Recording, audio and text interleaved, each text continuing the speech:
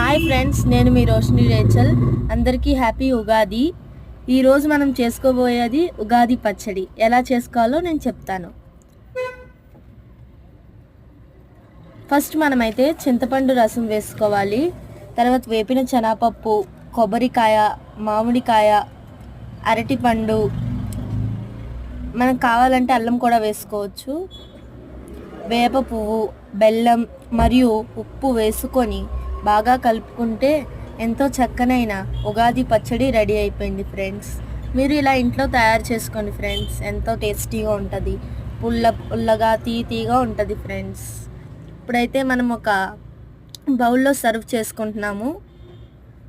ఇప్పుడైతే నేను అది ఎలా ఉందో టేస్ట్ చేసి చెప్తాను ఫ్రెండ్స్.